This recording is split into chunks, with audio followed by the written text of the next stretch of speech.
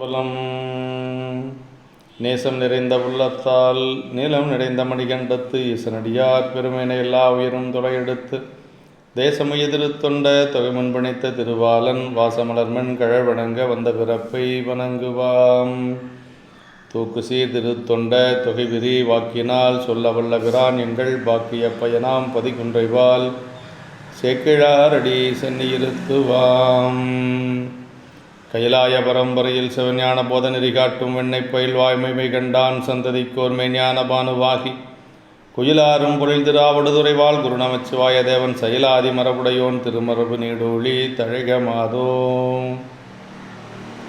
எல்லாம் வல்ல பெருமான் அருந்தரும் பன்னார் மொழி எம்முடன் அமர்ந்த நனாவுடையாருடைய திருவடிகளை வணங்கி எம்பெருமக்கள் நாயன்மாருடைய பொன்னார் திருவடி தாமர்களை மனமொழி மைகளாலை வணங்கி உரையாசிரி சிவக்குணையாவுடைய திருவடிகளை நீல நினைந்து திருவாவடுதுறை ஆதீன குருமுக சன்னிதானங்களுடைய பொன்னார் திருவடி தாமரைகளை மனம் மொழி மைகளாலை வணங்கி அடியனுடைய ஞானாசிரிய பெருந்தகையாருடைய திருவடிகளை மனமொழி மைகளாலை வணங்கி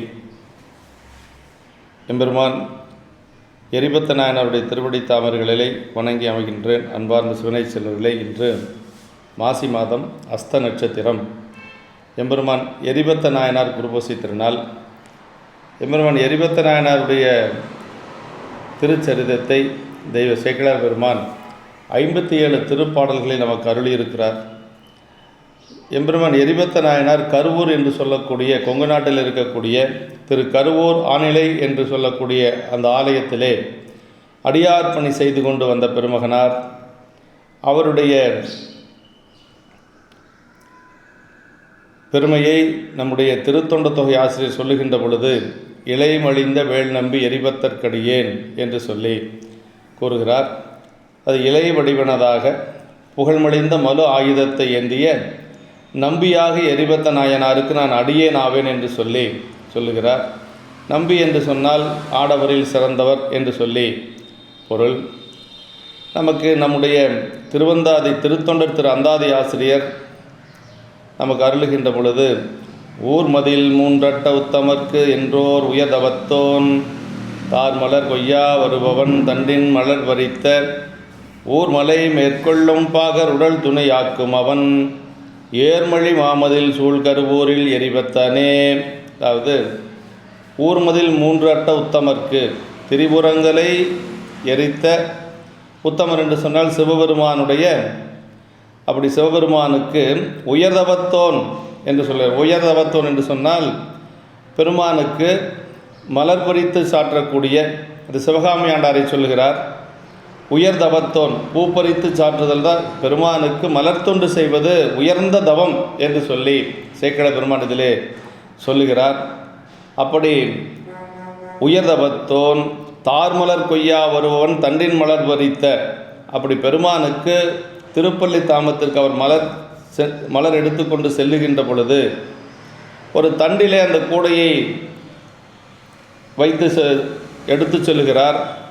ஊர்மலை மேற்கொள்ளும் பாகர் உடல் துணை என்று சொல்லி, அதாவது யானை, பட்டத்து யானை, பட்டவர்த்தனம் என்று சொல்லக்கூடிய அந்த புகழ்ச்சோழருடைய யானை அங்கு வருகின்ற பொழுது யானை அந்த மலரை தன்னுடைய துதிக்கையாலை பிடித்து எரிந்து அது உதறிவிட்டு செல்லுகிறது. அதை பார்த்த அவர் அழுது கொண்டே செல்லுகிறார். அதற்கு எரிபத்த நாயனார் வந்து அந்த யானையை, வட்டத்து யானையும் துணித்து அதை தடுக்க தவறிய பாகர்களையும் வெற்றி வீழ்த்துகின்றார். அப்படி அவர் இருக்கக்கூடிய ஊரானது கருவூரில் சூழ் கருவூரில் எரிபத்தனே என்று சொல்லி, கருவூரில் இருக்கக்கூடிய எரிபத்தர் என்று சொல்லி அவருடைய திருப்பெயரை வகைநூல் ஆசிரியர் நம்முடைய நம்பியாண்டார் நம்பிகள் அருளுகிறார். அதாவது உயர்தவத்தோன் அப்படின்னு இந்த பாட்டில் சொல்கிறது காரணம் சிவகாமி ஆண்டாரை சொல்கிறார். மலர் பறிப்பது என்று சொல்வது தவம் என்று சொல்கிறார். தவமுயல்வோர் மலர் பறிப்ப, தவம் செய்வதற்கு முயற்சி செய்யக்கூடியவர்கள் மலர் பறிப்பார்கள் என்று சொல்லி நமக்கு இந்த சரீரத்திலே சொல்லுகிறார். தார் மலர் என்று சொல்லுவது திருப்பள்ளி தாமத்துக்கு மலர் கொண்டு செல்லுவது. கொய்யா வருபவன் என்று சொன்னால் கொய்து கொண்டு, அதாவது இது 6ஆம் வேற்றுமை உருவு என்று சொல்லுவார்கள். மலரை கொய்து கொண்டு வருபவன் என்று சொல்லி சிவகாமி ஆண்டாரை சொல்லுகிறார். அந்த குத்துக்கால் பாகர்களையும் யானையும் உடல் துணித்ததற்கு காரணம் அந்த யானை மலரை பறித்து கீழே சிந்தியது தான் அதற்கு காரணம். அதனால் யானையையும் அதை தடுக்க தவறிய பாகரையும் உடல் துணித்தது நாயனாருடைய ஒரு செயல் என்று சொல்லுகிறார் இந்த பாடலிலே. சேக்கிழார் பெருமான் முதல் பாடலில் நமக்கு அருளுகின்ற பொழுது நாயனாருடைய அந்த பெயரையும் சொல்லி, அதே மாதிரி அவர் பெருமானுக்கு அடியார் என்று சொல்லி இதில் சொல்லுகிறார். மல்லல் நீர் ஞாலம் தன்னுள் மழவிடையுடையா நண்பர்க்கு ஒல்லை வந்து உற்ற செய்கை உற்றிடத்து உதவும் நீரார் எல்லையில் புகழின் மிக்க எரிபத்தர் பெருமையம்மாள் சொல்லலாம் படித்தன்று ஏனும் ஆசையால் சொல்லலுற்றாம். மல்லல் நீர் ஞானம் தன்னுள் மழவிடையுடையா நண்பர்க்கு என்று சொல்கிறார். அதாவது நல்ல செழித்த நீர் சூழ்ந்த உலகத்திலே, நில உலகத்திலே விடையேறி உகந்து வருகின்ற பெருமானுடைய அன்பர்களுக்கு, சிவபெருமானுடைய அடியார்களுக்கு ஒல்லை வந்து உற்ற செய்கை, அப்படி அடியார்களுக்கு துன்பம் வருகின்ற பொழுது உற்றிடத்து உதவும் நீரார், உற்றிடத்து உதவுவது போல, உடனடியாக உதவுவது போல எல்லையில் புகழின் மிக்க எரிபத்தர், அப்படிப்பட்ட அடியார்களுக்கு துன்பம் வருகின்ற பொழுது அதை உற்றிடத்து உதவும் நீராராக இருக்கக்கூடிய எல்லையில்லாத புகழின் மிக்க எரிபத்தருடைய பெருமையை எம்மால் சொல்லலாம் படித்தன்று, அவருடைய பெருமையை என்னால் சொல்லிவிட முடியாது, ஆனாலும் ஆசையால் சொல்லலுற்றாம் என்று சொல்ல வேண்டும் என்கின்ற ஒரு ஆசை என்னை துரத்துகிறது என்று சொல்கிறார். இப்போ எரிபத்தர்தம் பெருமை என்னுடைய சொல்லில் அடங்கும் தரம் உடையது அன்று என்று சொல்லி, அப்படி இருந்தாலும் நான் ஏன் சொல்கிறேன் அப்படின்னா, அந்த சொல்லணுங்கிற ஆசை என்னை துரத்துகிறது என்று சொல்கிறார். பாயிரத்திலே சேக்கிழார் பெருமான் சொல்லுகின்ற பொழுது, அளவில்லாத பெருமையராகிய அளவில்லா அடியார் புகழ் கூறுகேன், அளவு கூட உரைப்பரிதாயனும் அளவில் ஆசை துறப்பு அறைகுவேன் என்று சொல்லுவார். அதாவது அடியார் பெருமக்களுடைய பெருமை என்று சொல்லுவது அளவிட்டு சொல்ல முடியாது, அப்படிப்பட்ட பெருமையை முழுவதும் சொல்லவும் முடியாது. ஆனால் நான் சொல்லுவதற்கு என்ன காரணம் அப்படின்னா, சொல்ல வேண்டும் என்ற ஆசை என்னை துரத்துகிறது, அளவில்லாசை துறப்பு அறைகுவேன் என்று சொல்வார். அது மாதிரி எரிபத்தருடைய பெருமைகளை என்னால் சொல்ல முடியாது, இருந்தாலும் சொல்ல வேண்டும் என்ற ஆசை என்னை துரத்துகிறது என்று அப்படி சொல்லுகிறார். அது நம்முடைய நாயன்மார்களை பற்றி சொல்லுகின்ற பொழுது திருக்கூட்ட சிறப்பில் ஆரம் கண்டிகை ஆடையும் கந்தையே பாரம் ஈசன் பணியலது ஒன்றிலார் ஈர அன்பினர் யாதும் குறைவிலார் வீரம் என்னால் விளம்பும் தகையது என்று சொல்லக்கூடிய அளவுக்கு அவர் வீரம் நிறைந்த ஒரு அடியார். உற்றவர்க்கு உதவும் பெருமானை ஊர்வதொன்று உடையான் உம்பர்கோனை என்று சொல்லி நம்பிகளுடைய தேவாரத்தில் உற்றவர்க்கு உதவும் பெருமானை, எப்படி சிவபெருமான் உற்றவர்களுக்கு உதவுவாரோ அதே போல் அவன் அடியாராக இருக்கக்கூடிய எரிபத்தரும் உற்றவருக்கு உதவக்கூடிய அடியார் பெருமக்களுக்கு உதவக்கூடிய ஒரு பெருமையுடையவர் என்று சொல்லுகிறார். அதே மாதிரி நம்முடைய அடியார்களை பற்றி சொல்லுகின்ற பொழுது நம்முடைய வாதவூரடிகள் நின் பழ அடியார் கூட்டம் காண ஆசைப்பட்டேன் கண்டாய் அம்மானே என்று சொல்லி அந்த அடியார்களோட பெருமைகளை நமக்கு பலவாறு நம்முடைய பெரிய புராணத்திலும் சரி, திருவாசகம், தேவாரம் போன்ற திருமுறைகளிலே நாம் நன்கு உணர முடியும் என்று சொல்லி, அடுத்து இரண்டாவது திருப்பாடல் அனபாய சக்கரவர்த்தியை பற்றி சொல்லுகிறார். அனபாய சக்கரவர்த்தியை பற்றி பெரிய புராணத்திலே 11 இடங்களிலே சொல்லப்பட்டிருக்கிறது. அதில் ஒரு இடம் இந்த இடம் என்று சொல்லி கருவூருடைய பெருமையை பற்றி சொல்லுகின்றார். சோழ மன்னர்கள் இமயம் வரை சென்று அவர்கள் போர் செய்து வென்ற பெருமையை இந்த பாட்டில் சொல்கிறார். பொன்மலை புலிவென்று வங்க புதுமலை இடைத்து போற்றும் அன்னரே வலியாக அயல்வழி அடைத்த சோழன் மன்னிய அனபாயன் சேர் மரபின்மா நகரம் ஆகும் தொல்நெடும் கருவூர் என்னும் சுடர்மணி வீதி மூதூர். அதாவது தொல்நெடும் கருவூர் என்னும் சுடர்மணி வீதி மூதூர் அப்படின்னார். அந்த நகரம் எப்படிப்பட்ட நகரம் என்று சொன்னால், கருவூர் என்று சொல்லுவது தொன்மையான பழமையான ஒரு பதி. அதாவது சோழ மன்னர்கள் முடிசூட்டக்கூடிய 5 நகரங்களிலே அந்த கருவூர் என்று சொல்லக்கூடிய நகரமும் ஒன்று. அதை பற்றி சொல்லுகின்ற பொழுது, அதாவது பொன்மலை புலிவென்று வங்க புதுமலை இடைத்து போற்றும்னர் அந்நெறி வழியாக அயல்வழி அடைத்த சோழன். அதாவது இந்த வெற்றியினுடைய அடையாளமாக சோழ மன்னர்கள் இமயமலை உச்சியில் புலிக்கொடி ஓங்கி நிற்க அந்த மலையினை இடித்து காவல் பொருந்தும்படி அமைத்த புதிய வழியாக, அதாவது இமயமலை வரை சென்று அவர்கள் போர் செய்து ஏனைய வழிகளை எல்லாம் அடைத்து இமயமலையிலே அந்த மலையை இடித்து ஒரு வாயில் அமைத்தார்கள் என்று சொல்லுகிறார். ஏனைய வாயிலெல்லாம் அடைக்கப்பட்டு அந்த வாயில் வழியாக மட்டுமே வர முடியும் என்று சொல்லி, அப்படி கரிகால் சோழர் முதலாக அனபாயர் வரையாக இருக்கக்கூடிய வெற்றி பொருந்திய சோழ மன்னர்கள் ஆட்சி செய்த நகரம், முடிசூட்டக்கூடிய ஒரு நகரம் இந்த சுடர்மணி வீதி என்று சொல்லக்கூடிய அந்த ஒளி நிறைந்த அந்த வீதியெல்லாம் பொருந்த பெற்ற கருவூர் என்று சொல்லக்கூடிய திருநகரம் என்று சொல்லி அந்த கருவூரை நமக்கு இங்கே ஆசிரிய பெருமகனார் நமக்கு அறிமுகம் செய்து வைக்கின்றார். அதே போல் அடுத்த திருப்பாடலிலே அந்த கருவூர் நகரம் எப்படி இருந்தது என்று சொன்னால், இந்திரப்பட்டணமும் தாழும்படியாக, அதாவது இந்திரலோகத்தை விட ஒரு சிறந்த ஒரு அழகிய நகரமாக இருந்தது என்று சொல்லுகிறார். இதில் இந்த திருப்பாடலில் 7 முறை சூழும் சூழும் சூழும் என்று சொல்லுவார்.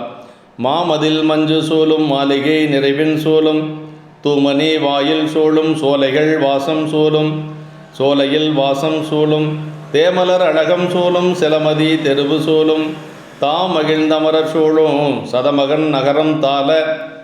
சதமகன் நகரம் தாளனர் அப்படின்னா இந்திரப்பட்டணமே தாழும்படியாக அதைவிட உயர்ந்த சிறப்போடு இருந்தது இந்த கருவூர் நகரம். எப்படி என்று சொன்னால், மாமதில் மஞ்சு சூழும், அப்படியே மதில் சுவர்கள் எல்லாம் ஒவ்வொன்றும் மேகம் தவழக்கூடிய அளவுக்கு உயர்ந்த மதில்கள் அங்கு இருந்தது. மாளிகைகள் எப்படி இருந்தது என்று சொன்னால், நிறைவின் சூழும்னர், ஆகாயத்தை தொடக்கூடிய அளவுக்கு, ஆகாயமே அருகில் இருக்கக்கூடிய அளவுக்கு மாளிகைகள் நிரம்பிருந்தது. தூமணி வாயில் சூழும்னர், வாயில்களில் எல்லாம் மணிகள் கட்டப்பட்டிருந்தது. சோலைகளிலெல்லாம் நல்ல நறுமணங்கள் சூழ்ந்து கொண்டிருந்தது. தேமலர் அழகம் சூழும் என்று சொல்லியும் அதே மாதிரி சிலமதி தெருவு சூழும்னார். சிலமதி தெருவு சூழும்னா, மதி என்று சொல்லுவது நிலவு. நிலவு போன்ற முகத்தையுடைய அழகிய பெண்கள் அந்த கருவூர் நகரத்திலே சூழ்ந்து கொண்டிருந்தார்கள். அப்படி நகரத்திலே வலம் வந்து கொண்டிருந்தார்கள் என்று சொல்லுகிறார். தாம் மகிழ்ந்து அமரர் சூழும் என்று சொல்கிறார். அமரர் என்று சொன்னால் தேவர்கள். தேவர்கள் எல்லாம் அங்கு வந்து அந்த நகரத்திலே சூழ்ந்து கொண்டிருந்தார்கள். சதமகன் நகரம் தாள என்று சொல்லி இந்திரப்பட்டணமும் தாழும்படியாக இருந்தது என்று சொல்லி இப்படி அந்த நகரத்தினுடைய சிறப்பை சொல்லி, அப்படிப்பட்ட நகரத்திலே கடகரி துறையில் ஆடும் களிமையில் புறவில் ஆடும். இந்த பாட்டில் 7 முறை ஆடும் ஆடும் என்று சொல்லி இலக்கிய ஒரு சுவையோடு சேக்கிழார் பெருமான் அருள்கிறார். கடகரி துறையில் ஆடும் களிமையில் புறவில் ஆடும் அடர்மணி அரங்கில் ஆடும் அறிவியர் குழல்வண்டு ஆடும் படரொளி மருகிலாடும் பயில்கொடி கதிர் மீது ஆடும் தடனெடும் புவி கொண்டாடும் தனிநகர் வழமையுதார் என்று சொல்லி, அதாவது அங்கு யானைகள் எல்லாம் அங்கு இருக்கக்கூடிய நீர்நிலைகளிலே குளித்து கொண்டிருந்தது. மயில்கள் எல்லாம் அங்கே ஆடிக்கொண்டிருந்தது. அதே மாதிரி அறிவியர்கள் வந்து அங்கு நிறைய பெண்கள் எல்லாம் அங்கு சூழ்ந்து கொண்டிருந்தார்கள். அந்த பெண்களுடைய கூந்தலில் இருக்கக்கூடிய மலர்களை வண்டுகள் சூழ்ந்து கொண்டிருந்தது. அதே மாதிரி பயில்கொடி கதிர் மீது ஆடும் என்று சொல்லியும் இப்படியெல்லாம் வந்து அந்த நகரம் சிறப்பாக இருந்தது என்று சொல்லி நமக்கு நம்முடைய சேக்கிழார் பெருமான் அந்த நகரத்தினுடைய சிறப்புகளை சொல்லுகிறார். அடுத்து அப்படிப்பட்ட அந்த நகரத்திலே அங்கு இருக்கக்கூடிய பெருமானை பற்றி சொல்லுகிறார். ஆணிலை அப்பர் என்று சொல்லக்கூடிய பெருமானுடைய திருநாமம். அந்த ஆணிலை அப்பரை பற்றி சொல்லுகின்ற பொழுது, மன்னிய சிறப்பின் மிக்க வளநகர் அதனில் மல்கும் பொன்னியல் புரிசை சூழ்ந்து சுரர்களும் போற்றும் பொற்பால் துண்ணிய அன்பின் மிக்க தொண்டர்தம் சிந்தை நீங்கா அந்நிலை அரணார் வாழ்வது ஆநிலை என்னும் கோயில். அதாவது மன்னிய சிறப்பின் மிக்க நிலைத்த சிறப்பையுடைய அந்த வளநகரிலே, அந்த கருவூர் நகரிலே சுரர்களும் போற்றும் பொற்பால், அசுரர்களும் கூட, தேவர்கள் அசுரர்கள் எல்லாரும் போற்றக்கூடிய அளவுக்கு துண்ணிய அன்பின் மிக்க தொண்டர்தம் சிந்தை நீங்கா, நல்ல, அதாவது அன்புடைய தொண்டர்களுடைய சிந்தையை விட்டு நீங்காத அரணார் வாழ்வது ஆநிலை என்னும் கோயில். அதாவது பெருமான் எப்படின்னா அடியார்களுக்கு சிந்தை நீங்காத தன்மையுடையவர். நல்ல பெருமான் தன்னை நினைந்து வழிபாடு செய்யக்கூடியவருடைய சிந்தையை விட்டு நீங்க மாட்டார். பணக்கை மும்மதம் வேளம் உரைத்தவன் நினைப்பவர் மனம் கோயிலா கொண்டவன் அனைத்து மேடமும் மம்பல கூத்தனை தினைத்தனை பொழுது மறந்து இவனோ என்று சொல்லி அப்பர் சாமிகள் சொல்வார்.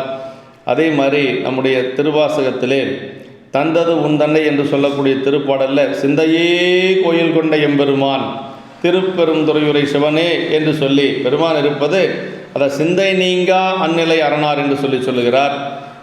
அதே மாதிரி திருத்தாண்டகத்தில் அப்பர் சாமிகள் சொல்லுகின்ற பொழுது ஒருவரும் இங்கு அறியா வண்ணம் என் உள்ளத்துள்ளே ஒலித்து வைத்த சிறையானை என்று சொல்வார். அதாவது ஒருவரும் இங்கு அறியா வண்ணம், யாருக்கும் தெரியாத மாதிரி பெருமான அப்பர் சுவாமிகள் எங்கே வச்சிருக்கிறாராம், என் உள்ளத்துள்ளே ஒலித்து வைத்த சிறையானை என்று சொல்லி அந்த திருத்தாண்டகத்தில் சொல்லுகிறார்.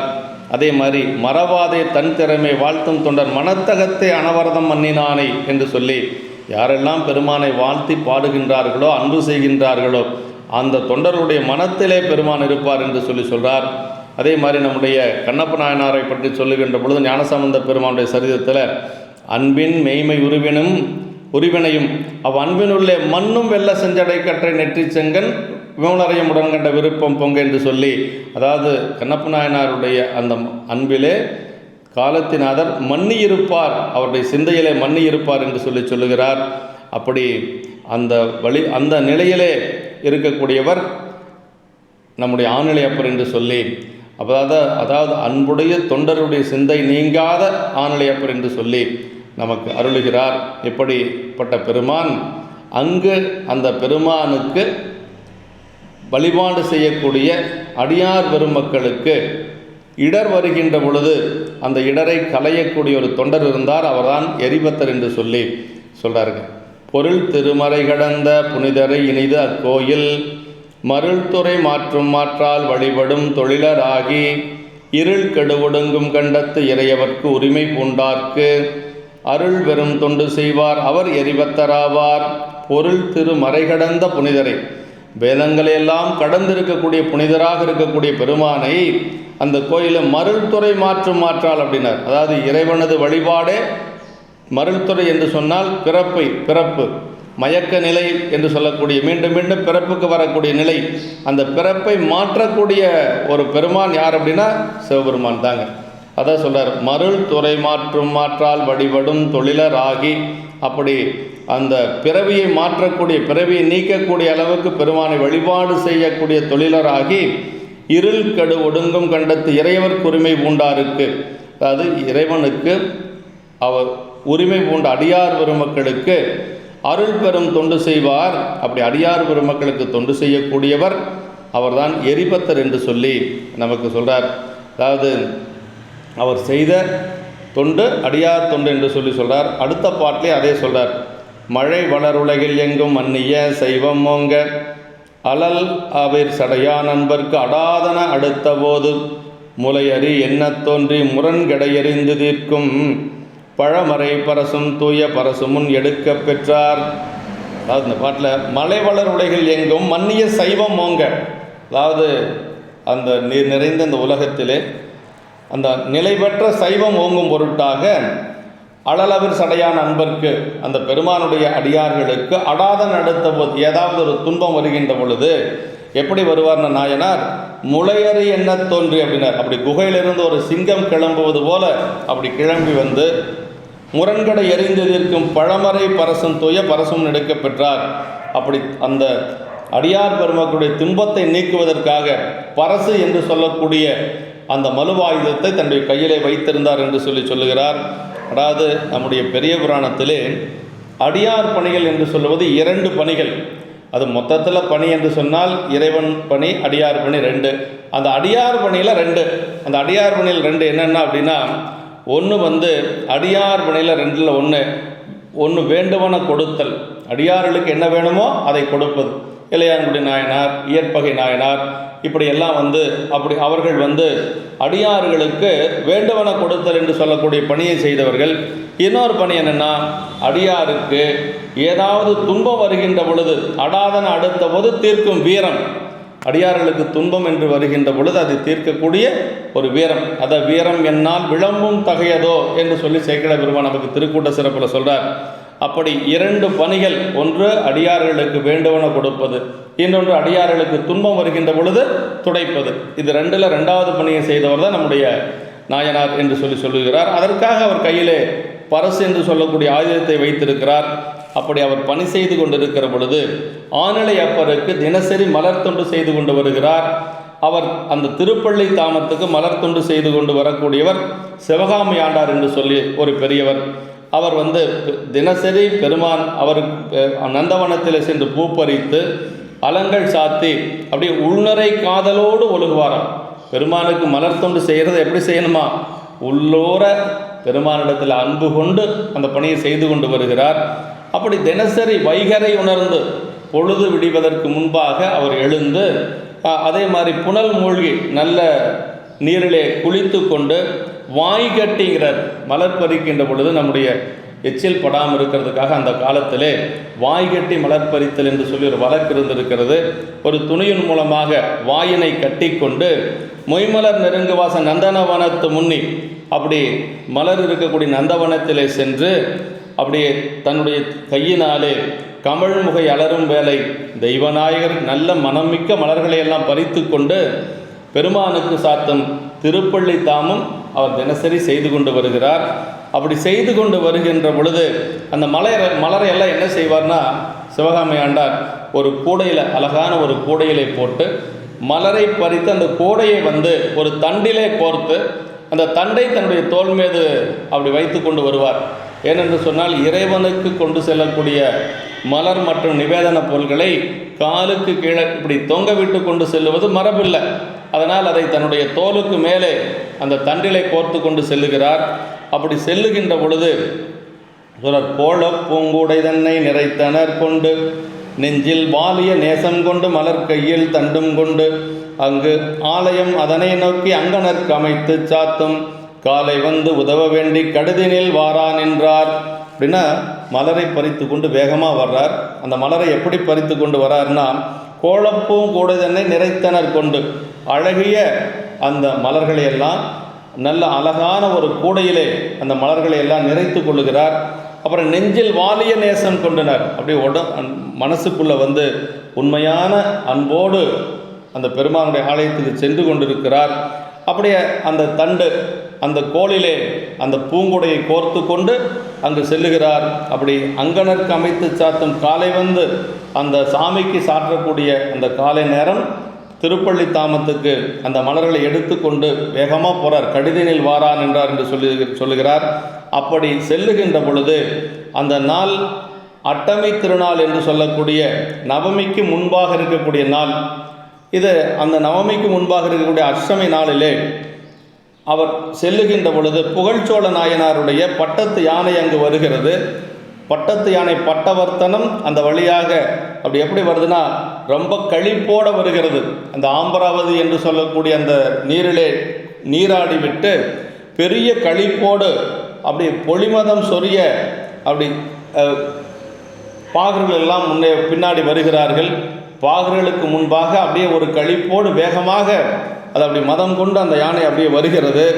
அப்படி அந்த யானை அருகிலே வருகின்ற பொழுது நாயனாருடைய அந்த தண்டிலே அவர் வைத்திருந்த மலர்களை எல்லாம் பறித்து சிந்துகிறது. அதான் சொல்கிறார், தெருவில் அப்படி வேகமாக அந்த யானை தெருவில் எல்லாம் முட்டி கொண்டு வருகிறது. அப்படி வந்த யானை சிவகாமி ஆண்டாருடைய முன்பாக அவர் தண்டிலே தூங்கும் மலர் கொள் பூக்கூடை தன்னை அப்படின்னார். அப்படியே அந்த மலர்கள் எல்லாம் தண்டிலே கோர்க்கப்பட்ட கூடையிலே அப்படியே இருக்கிறது. அந்த மலர்களை எல்லாம் பறித்து அப்படியே சிந்துகிறது. அப்படி சிந்திய உடனேயே அப்படியே நாயனார் பதைத்து விழுகிறார். பதைத்து பொங்கி அந்த யானைக்கு பின்பாகவே துரத்தி கொண்டு ஓடுகிறார். கையிலே ஒரு கோலை கொண்டு அந்த யானையை துரத்தி கொண்டு ஓடுகிறார். அவருடைய ஒரு வயதான ஒரு காரணத்தினாலே அப்படி கீழே விழுந்து கையாலே தரையை அடித்து புலம்புகிறார்.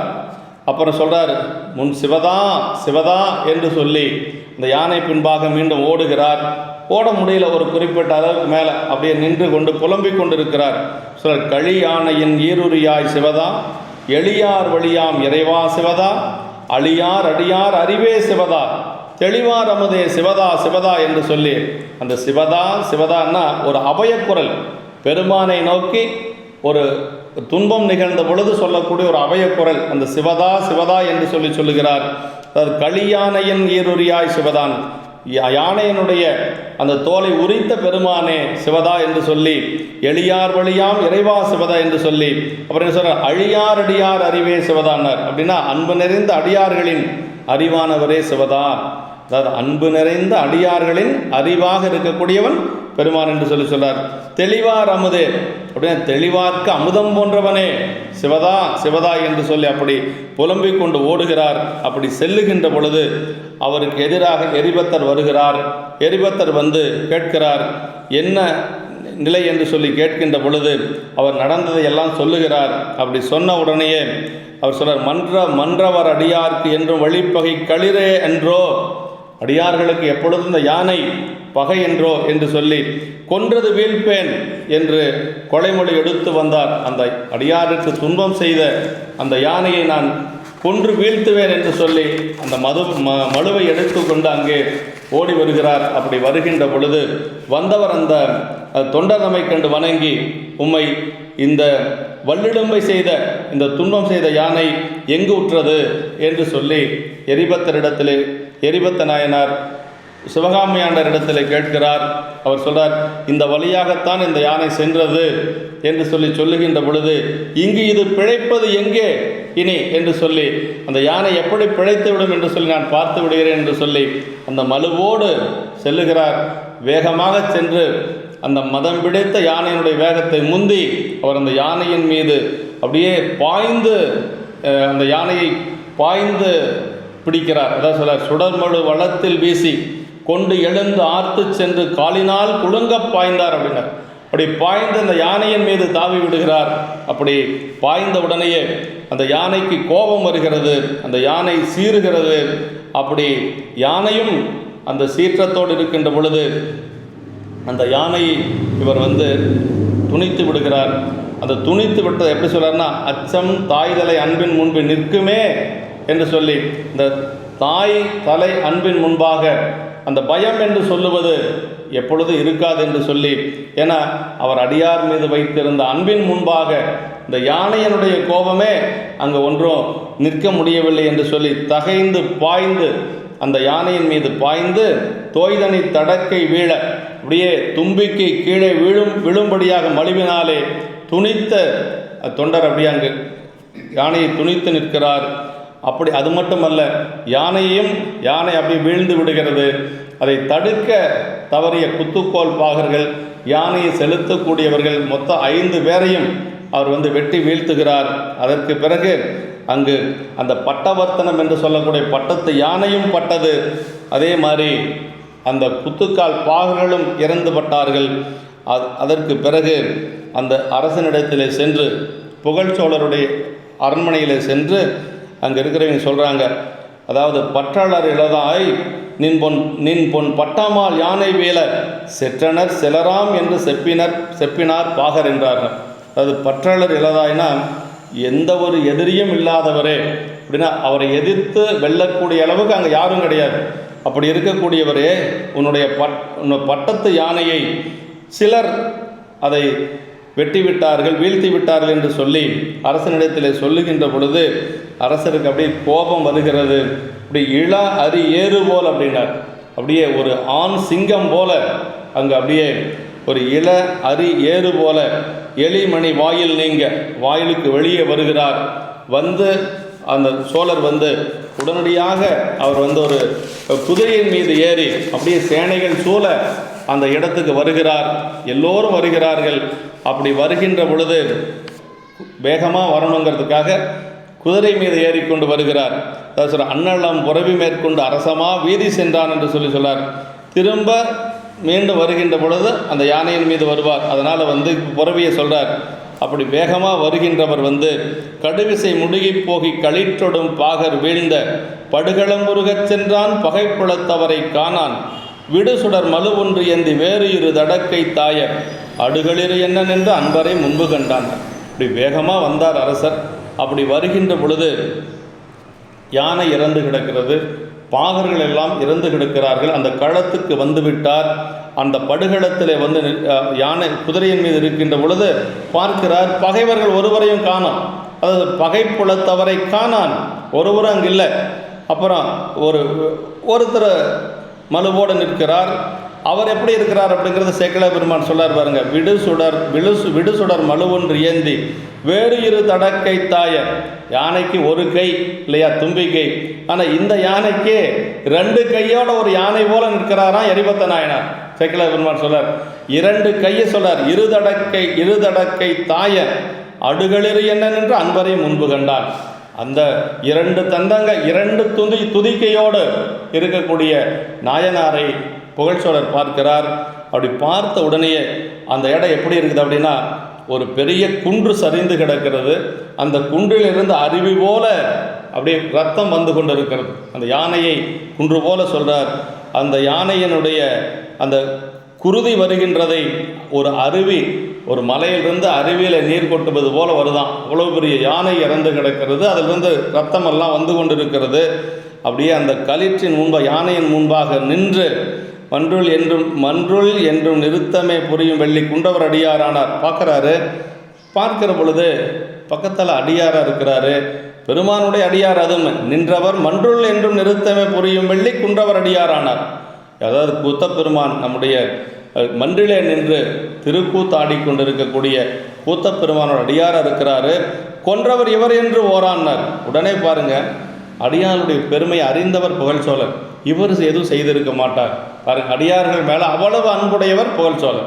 ஏன்னா அடியார்கள் இது மாதிரி செய்ய மாட்டார்கள் என்று சொல்லி அவர் என்ன நினைக்கிறார், வென்றவர் யாவர் என்றான் வெடிபட முழங்கும் சொல்லான். யாரையா வென்றது?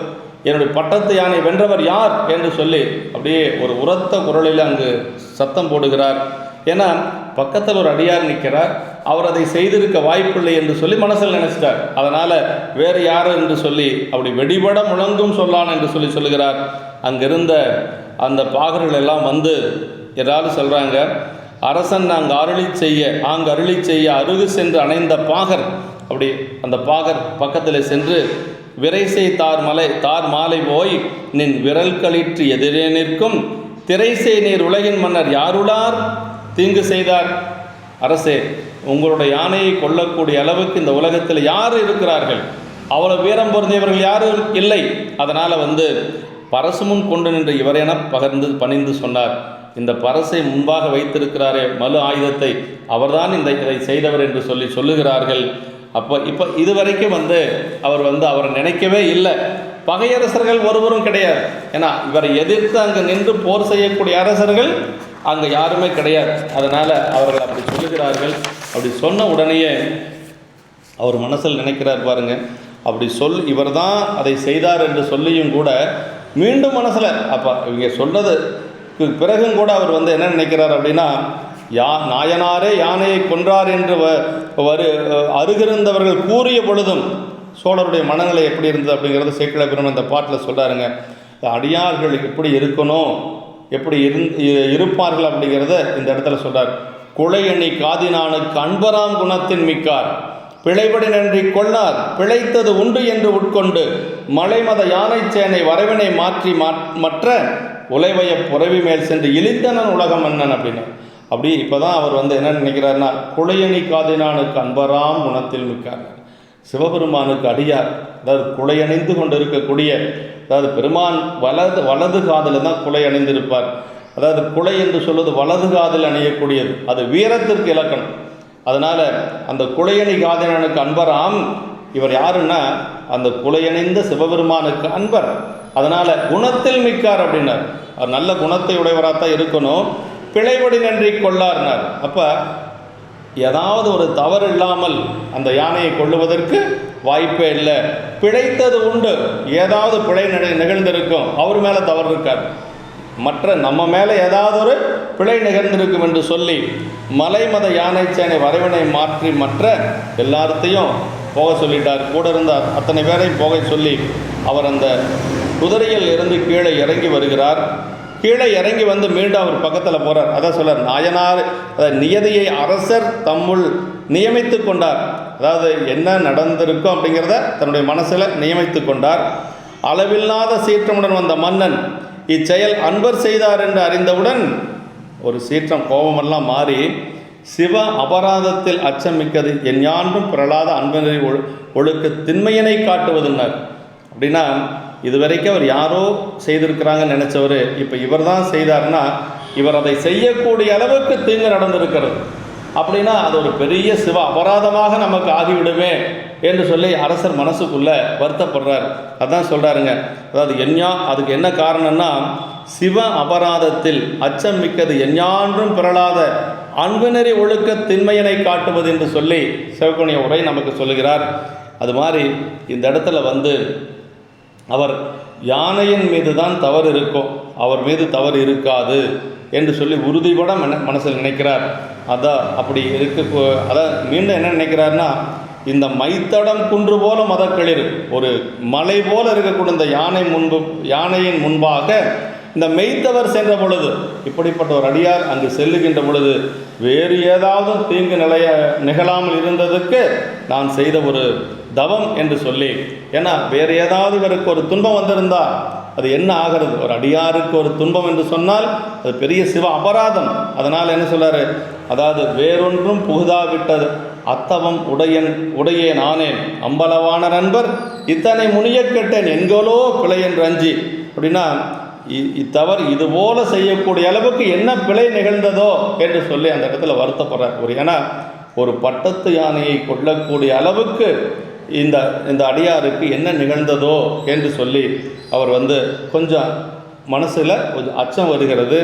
அப்போ சோழர் சொல்கிறாரு, புகழ்ச்சோழர் நாயனார் இடத்துல இப்போ தான் பேசுகிறார், எரிபத்த நாயனார் இடத்துல, செறிந்தவர் தம்மை நீக்கி அன்பர் முன் தொழுது சென்று ஈது அறிந்திலேனடியேன் அங்கு கேட்டது ஒன்று அதுதான் நிற்க மருந்தைய களற்றின் குற்றம் பாகரோடு இதனை மால எரிந்ததே போதுமோதான் அருள் செய்யும் என்று நின்றார். பாருங்க, அவர் இப்போ கோபமெல்லாம் தணிஞ்சிருச்சு சோழருக்கு. ஏன்னா ஒரு அடியாருக்கு தீங்கு வந்திருக்குமோன்னு பயந்திருக்கிறார். இப்போ அவர்கிட்ட போய் புகழ்ச்சோழ நாயனார் எரிபத்த நாயனிடத்தில் சென்று அன்பர் முன் தொழுது சென்று, பாருங்கள், அவருடைய பட்டத்து யானை இறந்து கிடக்கிறது, ஆனால் அவர் திருவேடத்தோடு நிற்கிறதுனால தொழுது அவர் பக்கத்தில் போய் நிற்கிறார். அப்படி தொழுது சென்று, நான் ஈது அறிந்திலேன் அடியேன், இங்கே நடந்தது எனக்கு தெரியாது, என்கிட்ட சொன்னது வேற மாதிரி சொன்னாங்க, அதனால் நான் இங்கே வந்தேன் என்று சொல்லி இந்த களிற்றின் குற்றம் பாகரோடு, இந்த யானையினுடைய குற்றம் பாகருடைய குற்றம் இதுக்கு நீங்கள் செய்துட்டீங்க, இதுக்கு மேலே வேறு ஏதாவது செய்யணும்னு நினைக்கிறீங்களா அப்படின்னு சொல்லி இது போதுமா என்று சொல்லி அவரிடத்தில் கேட்கிறார். அதாவது எரிந்ததே போதுமோதான் அருள் செய்யும் என்று நின்றார். இந்த யானையை கொன்றது, குத்துக்கால் பாகலை கொன்றது போதுமோ என்று சொல்லி அரசர் அங்கு அஞ்சி நிற்கிறார். எரிபத்த நாயனார் சொல்லுகிறார், மன்னவன் தன்னை நோக்கி நடந்ததையெல்லாம் சொல்கிறாருங்க. வானவர் ஈசர் நேசர் சென்னி இத்துங்க வேலம் சிவகாமி ஆண்டார் கொய்து பன்னகா பரணச்சாத்த கொடுவரும் பள்ளித்தாமம் தன்னை முன் பறித்து சென்ற தரைப்பட துணித்து வீழ்த்தேன். பெருமானுக்கு சாற்றுவதற்காக அவர் மலர் பறித்து கொண்டு வருகிறார் சிவகாமி ஆண்டார். அந்த பன்னகா பரணர் என்று சொல்லக்கூடிய பெருமானுக்கு சாத்தக்கூடிய மலர்களை, திருப்பள்ளித்தாம மலர்களை பறித்து சிந்தியதனாலே நான் துணித்து வீழ்த்தேன் என்று சொல்லுகிறார். அப்படி கேட்ட உடனே சொல்லார். அதே மாதிரி அந்த குத்துக்கால் பாகர்கள் எல்லாம் அதை தடுக்க தவறியதனாலே அவர்களையும் வீழ்த்தி விட்டேன் என்று சொல்லுகிறார். அதற்கு சோழர் சொல்லுகிறார், அங்கனர் அடியார் தம்மை செய்த அபராதத்துக்கு இங்கு இது தன்னால் போதாது, என்னையும் கொள்ள வேண்டும், மங்கள மழுவாள் கொள்கை வழக்குமன்று இதுவாம் என்று செங்கையால் உடையால் வாங்கி கொடுத்தனர் தீர்வு நேர்வார் என்று சொல்லி இந்த இடத்துல அங்கனர் அடியார் தம்மைனா அங்கனர்னு ஒன்று அடியார் ஒன்று.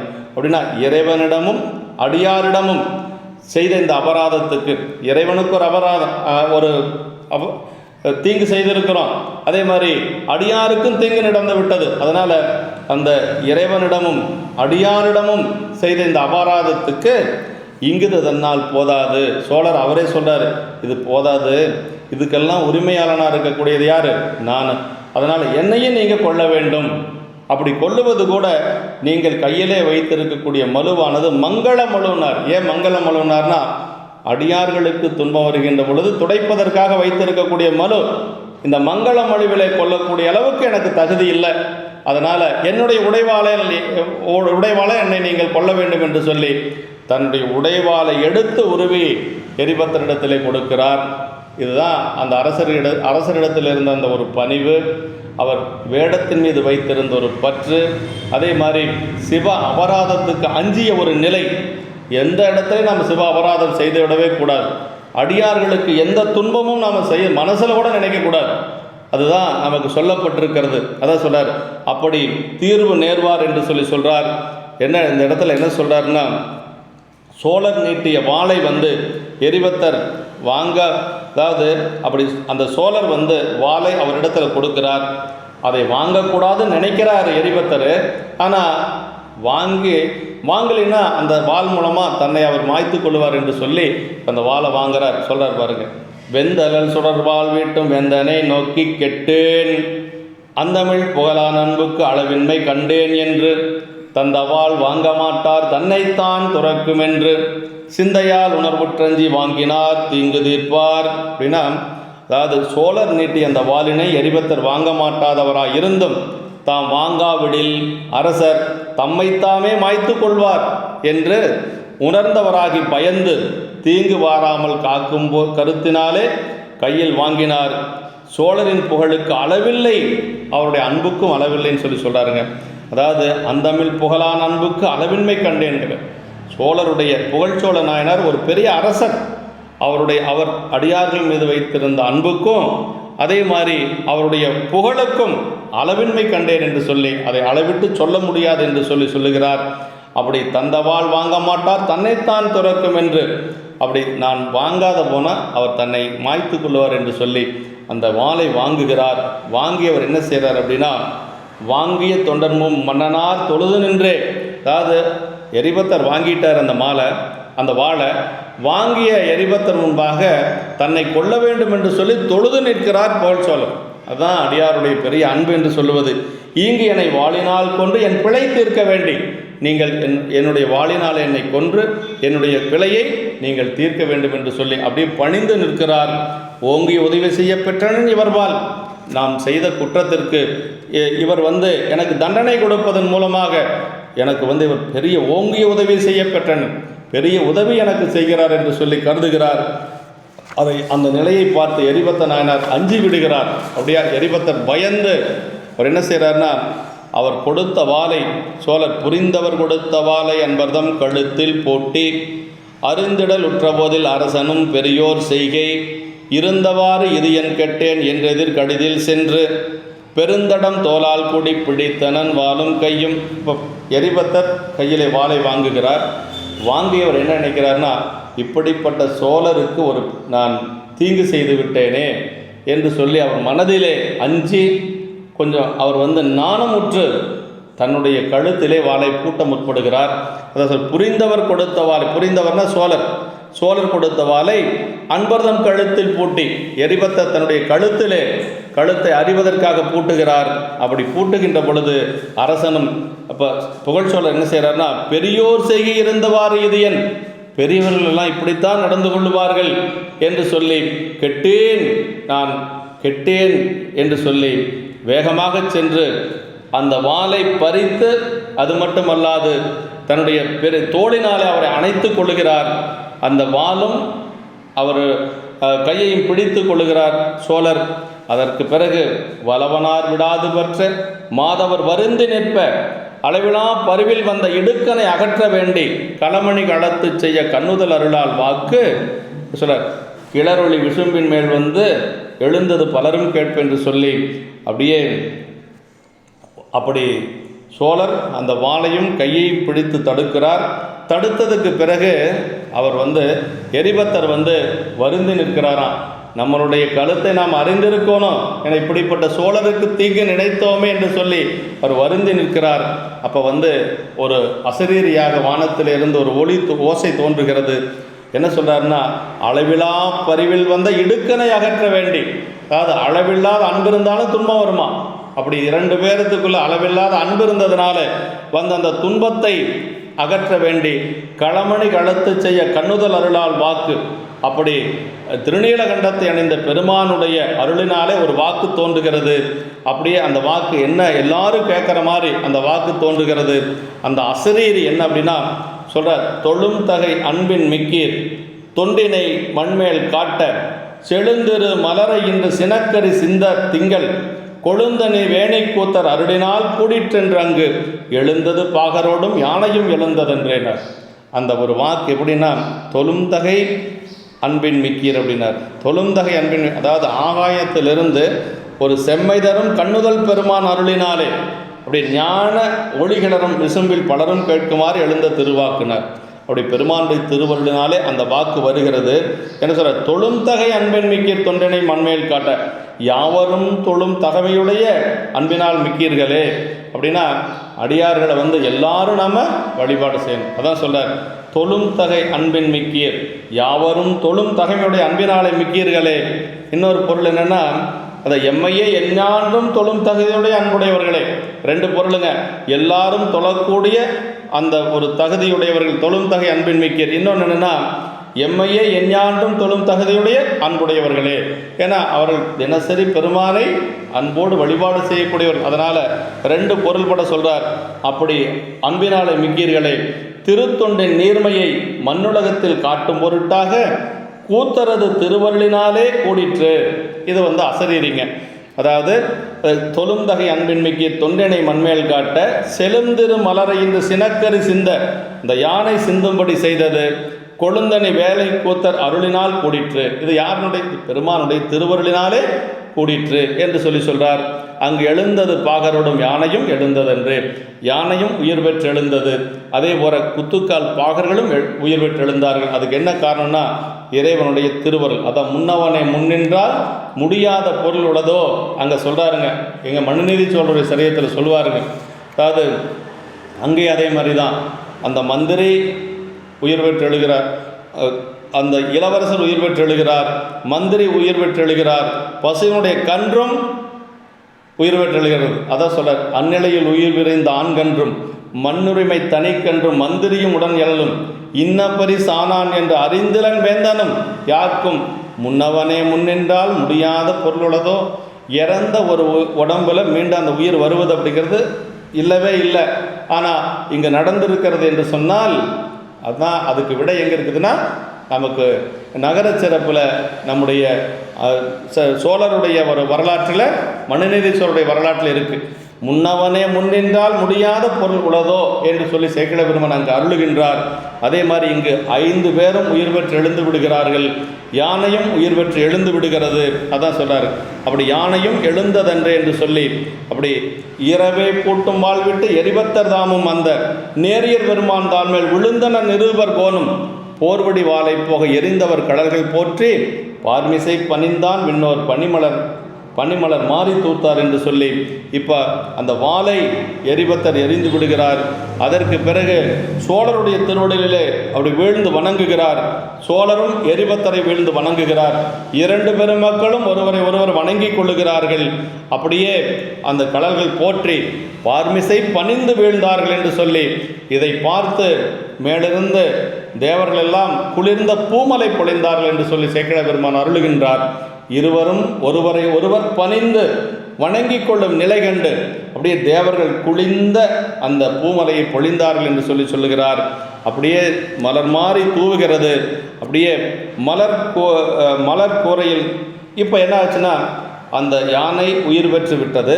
கீழே விழுந்த மலரும் கூடைக்கு வந்துருச்சு, சிவகாமியாண்டவருடைய கூடைக்கு வந்துருச்சு.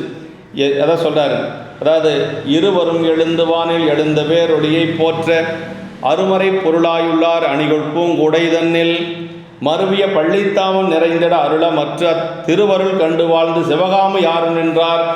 அந்த அசரீரியை பார்த்து 2 பேரும் போற்றி நிற்கிறார்கள். புகழ் சோழரும் அதே மாதிரி எரிபத்த நாயனாரும் 2 பேரும் போற்றி நிற்கிறார்கள். அந்த ஒளியை பார்த்து போற்றி நிற்கிறார்கள். அப்படி அருமறை பொருளாயுள்ளார் பெருமானுடைய திருவருளினாலே அந்த பூங்கூடையில் மலர் நிறைந்து விடுகிறது. அவர் பள்ளித்தாமத்திற்கு சென்று விடுகிறார். அதுபோக அந்த பெருமானுடைய திருவருளை கண்டு சிவகாமியாரும் அப்படியே வாழ்ந்து நின்றார் என்று சொல்லி, திருவருள் கண்டு வாழ்ந்து சிவகாமியாரும் நின்றார் என்று சொல்லி சிவகாமியாண்டார் இப்போ அதை எடுத்துக்கொண்டு பள்ளித்தாமத்துக்கு போகணும். சரிங்க, கீழே விழுந்த மலர் மீண்டும் பெருமானுக்கு சாற்றலாமா அப்படின்னா சாற்றக்கூடாது. ஆனால் இங்கு திருவருளால் நிகழ்ந்தது. அந்த யானை சிந்தியதும் திருவருள் தான். அதே மாதிரி மீண்டும் அந்த மலர் கூடைக்கு வந்ததும் திருவருள் தான். 2 முறை திருவருள் நிகழ்ந்ததுனால அந்த மலர் பெருமானுக்கு சாற்றுவதற்கு உகந்தது என்று சொல்லி நமக்கு உரையாசிரியர் சொல்லுகிறார். அப்புறம் யானையும் உயிர் பெற்றெழுகிறது. யானையும் உயிர் பெற்றெழுந்தாச்சு.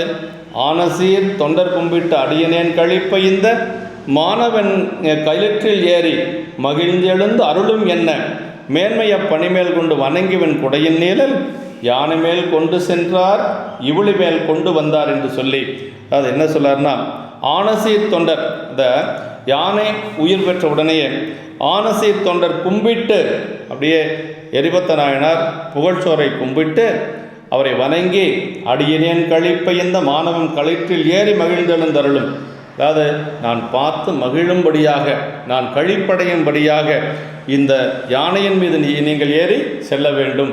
இப்போ வந்தது எதில் வந்தார்? குதிரையில் வந்தார். ஏன் வந்தாருன்னா வேகமாக வரணும். இந்த சம்பவம் பட்டத்து யானையை வென்று விட்டார்கள், கொன்று விட்டார்கள் அப்படிங்கிறதுனால அந்த இடத்துக்கு வருகின்ற பொழுது வேகமாக வரணும். இப்போ செல்லுகின்ற பொழுது பட்டத்து யானையின் மீது செல்வது தான் அரசனுக்கு அழகு. அது எரிபத்தர் என்ன சொல்கிறார் விண்ணப்பமா, நான் பார்த்து மகிழும்படியாக இந்த பட்டத்து யானையின் மீது நீங்கள் ஏறி செல்ல வேண்டும் என்று சொல்லி, இது யாருடைய விண்ணப்பம்? எரிபத்தருடைய விண்ணப்பம். அதனால் அதை கேட்டுக்கொண்டு மகிழ்ந்து எருளும் என்ன, மகிழ்ந்தருளும் என்ன மேன்மைய பணிமேல் கொண்டு வணங்கிவன் குடையின் நீழல் யானை மேல் கொண்டு சென்றார் இவிழி மேல் கொண்டு வந்தார். இப்போ குதிரையின் மீது ஏறி அமர்ந்து வந்தவர் யானையின் மீது ஏறி தன்னுடைய அரசவைக்கு செல்லுகிறார். புகழ்ச்சோழர் என்று சொல்லி இந்த இடத்துல இப்போ புகழ்ச்சோழ நாயனார் அவருடைய அரண்மனைக்கு சென்று விடுகிறார். அதற்கு பிறகு அங்கே அதாவது நம்முடைய அதான் சொல்கிறார், சென்னியில் கொண்டு சென்னி திருவலர் கோயில் பூக்கான். சோழர் அதாவது அரச மாளிகை சொல்லுகின்ற பொழுதும் அதை திருவலர் கோயில் என்று சொல்லுவார்கள்.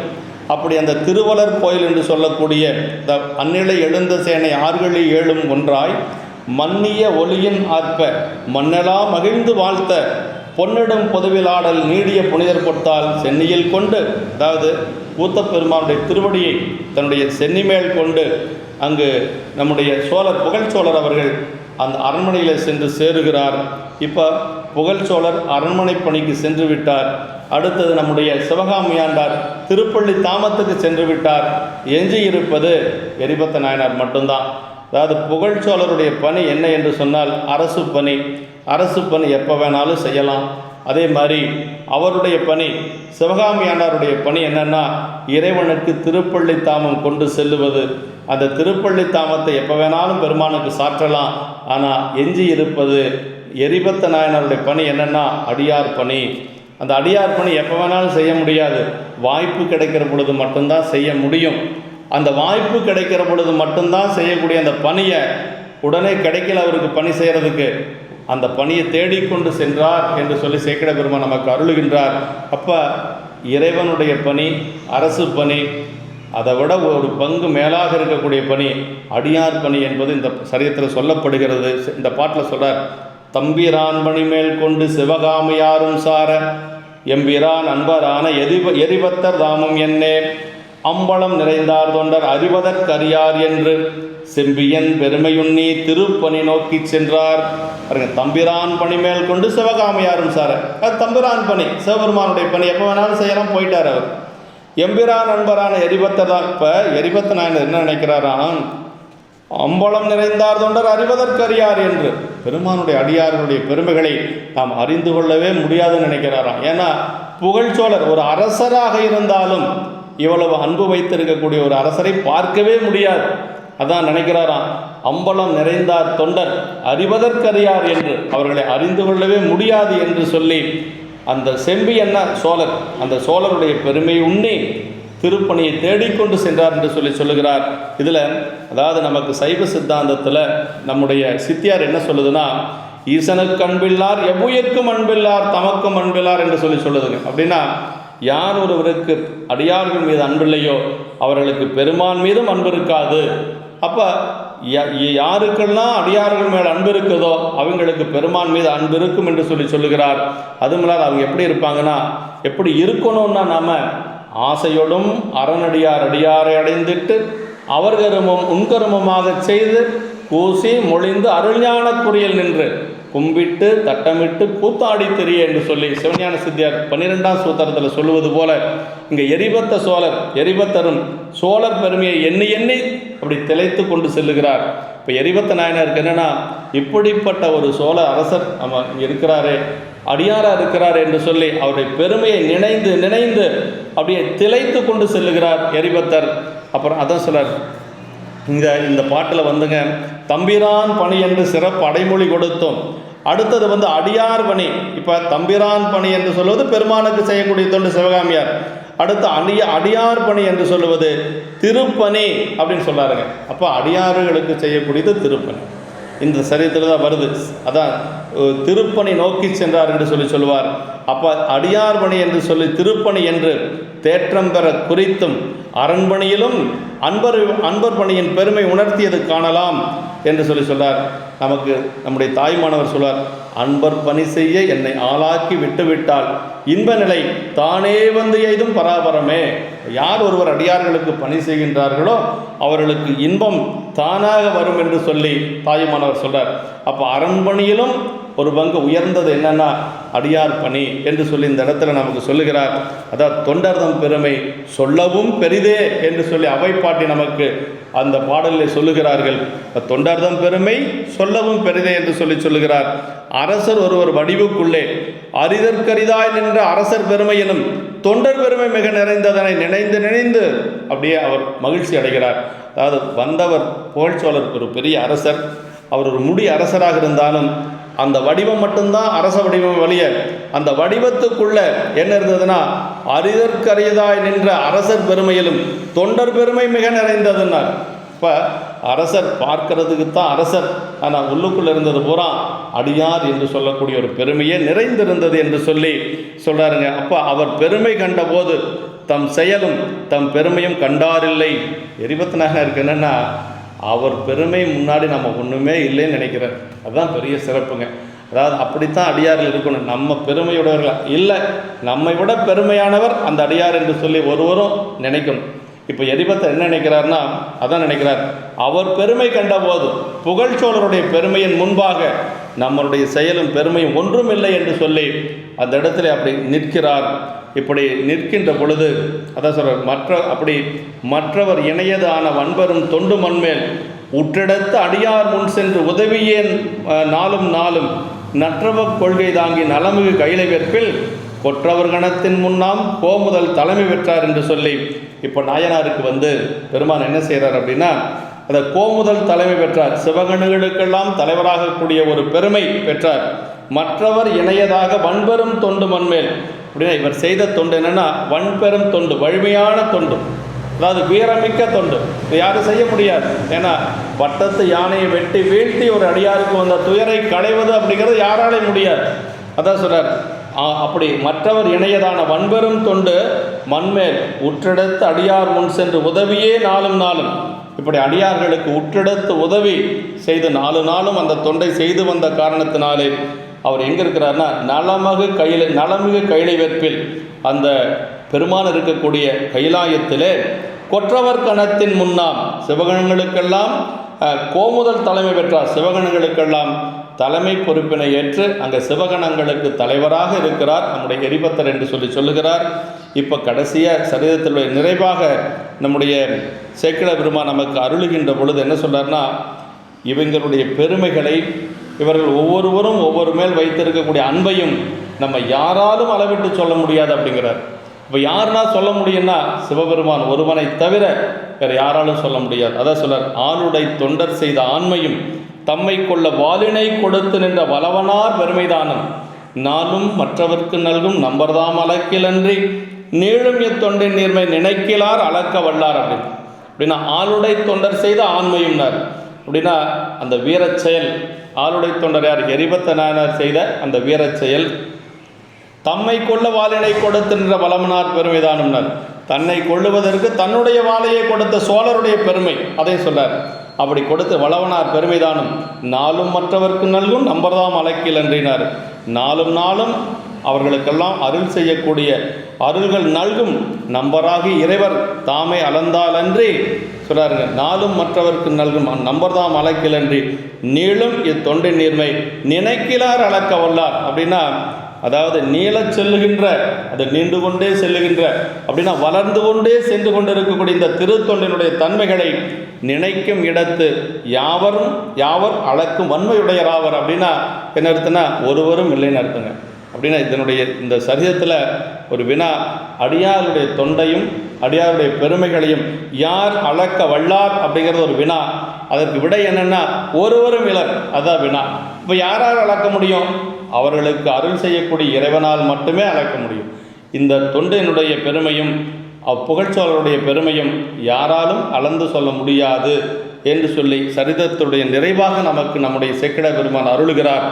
ஆளுடை தொண்டர் செய்த ஆண்மையும் தன்னை கொள்ள வாலினை கொடுத்து நின்ற வளவனார் பெருமைதானும் நாளும் மற்றவர்க்கு நல்கும் நம்பர்தாம் அளக்கிலன்றி நீளும் இத்தொண்டின் நீர்மை நினைக்கிறார் அளக்க வல்லார் என்று சொல்லி நமக்கு அந்த பெரியவர்களுடைய அவர்கள் செய்த தொண்டினுடைய தன்மைகளை பெருமைகளை நாம் யாராலும் அளவு சொல்ல முடியாது என்று சொல்லி நமக்கு சரிதத்தை நிறைவாக்கி காட்டுகிறார். அதாவது இறைவனுக்கு தொண்டு செய்வது யார் வேணாலும் செய்யலாம், ஆனால் அடியார்களுக்கு தொண்டு செய்கிறதுக்கு திருந்திய மனம் வேணுங்க, நல்ல ஒரு பக்குவம் வேணும். இல்லைன்னா அடியார்களுக்கு தொண்டு செய்வது இயலாது. இப்போ எரிபத்த நாயனார் அந்த வகையிலே அடியார்களுக்கு தொண்டு செய்து சிவகணங்களுக்கெல்லாம் தலைவராக கூடிய ஒரு நிலையை அடைய பெற்றார் என்று சொல்லி எரிபத்த நாயனாருடைய திருவடிகளை நாம் மனம் மொழி மெய்களாலே வணங்கி, அதே மாதிரி புகழ்ச்சோழருடைய திருவடிகளையும் மனமொழி மெய்களாலே வணங்கி, இவங்களுடைய பெருமைகளை எல்லாம் நம்மால் சொல்ல முடியாது, அளவிட்டு சொல்ல முடியாது. பாயிரத்தில் நமக்கு சேக்கிழ பெருமான் அருளுகின்ற பொழுது அதான் சொல்லாருங்க, அதாவது அவங்களுடைய பெருமைகளை சொல்லவே முடியாதுங்க. அப்படி சொல்லவே முடியாத பெருமைகளை நான் ஏன் சொல்லுகிறேன் என்று சொன்னால், சொல்ல வேண்டும் என்று சொல்லி ஒரு ஆசை என்னை துரத்துகிறது. அதான் சொல்ற, அளவில்லாத பெருமையராகிய அளவில்லா அடியார் புகழ் கூறுகேன் அளவு கூட உரைப்பரிதாயினும் அளவில்லாசை துறப்பு அறையுவேன் என்று சொல்லி அந்த பாயிரத்தில் சொல்லுவது போல அவருடைய பெருமைகளை முழுமையாக சொல்லிவிட முடியாது. இருந்தாலும் நான் ஏன் சொல்லுகின்றேன் என்று சொன்னால், சொல்ல வேண்டும் என்று சொல்லி ஒரு ஆசை என்னை துரத்துகிறது, அதனாலே சொல்லுகிறேன் என்று சொல்லி அங்கு சொல்லுவது போல இங்கேயும் ஆரம்பத்திலேயே நமக்கு சேக்கிழ பெருமான் அவருடைய பெருமைகளை சொல்ல வருகின்ற பொழுது நம்முடைய எரிபத்த நாயனாருடைய பெருமைகளை என்ன சொல்றாருன்னா, எரிபத்தர் பெருமையம்மால் சொல்லலாம் படித்தன்று ஏனும் ஆசையால் சொல்லலுற்றாம் என்று சொல்லி முதல் பாட்டிலேயே சொல்லிடுறார். அவருடைய பெருமைகளை எல்லாம் அளவிட்டு சொல்ல முடியாது, இருந்தாலும் சொல்ல வேண்டும் என்ற ஒரு ஆசையினாலே நான் சொல்லுகிறேன் என்று சொல்லி எரிபத்ததம் பெருமை எம்முடைய சொல்லில் அடங்கும் தரம் உடையதன்று, அது சேக்கிழ பெருமானை சொல்லிட்டார். ஆயினும் ஆசையினால் சொல்லத் தொடங்குகின்றேன் என்று சொல்லி மீண்டும் ஒரு முறை நாயனாருடைய திருவடிகளை வணங்கி நம்முடைய குருமதா சன்னிதானங்களுடைய திருவடியெல்லாம் வணங்கி அமைகின்றோம். என்றும் இன்பம் பெருகும் இயல்பினால் ஒன்று காதலை துள்ளமும் வங்கிட மன்றுளார் அடியார் அவர் வான்புகழ் நின்றதெங்கும் நிலவி உலகலாம். திருச்சிற்றம்பலம்.